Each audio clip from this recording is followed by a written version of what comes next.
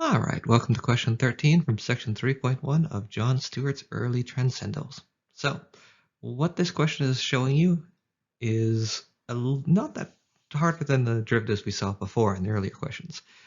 You'd basically just have to remember that when you're doing the derivative of a higher order polynomial, you take the old power, put it in front, and then just subtract 1 from the power. Now, if it is 1 over t to the n, there's a little algebra trick that says that you can rewrite that as t to the power of negative n.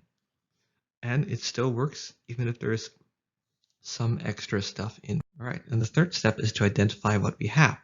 So we have a polynomial on the bottom of a fraction. So we're going to move that 1 over t squared up top by making it basically t to the power of negative 2.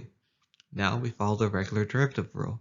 So we take the power and throw it in front. So we have a negative 2t to the power of negative 2 minus 1, because we subtract 1 from the power. And then you just simplify that, and minus 2 minus 1 is just minus 3. So you end up with negative 2t to the negative cubed power. That's all that you got to do. And for the other side, you have a polynomial on the bottom of the fraction again. So we basically have to recognize that 1 over t is really 1 over t to the power of 1. Just that way you know what power to use. So you move it up top, and it becomes t to the power of negative t, or sorry, t to the power of negative 1. You move the negative 1 in front, and you subtract 1 from the power.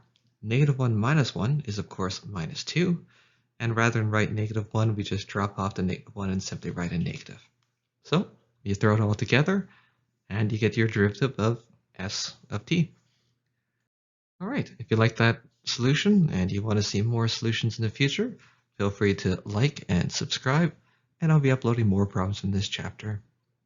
And as always, if you have a specific question you want solved, just screen cap a picture of it, and then upload it to an image sharing website, and throw it in the comments, and I'll try to solve it when I have time. Thank you very much, and thanks for watching. Goodbye.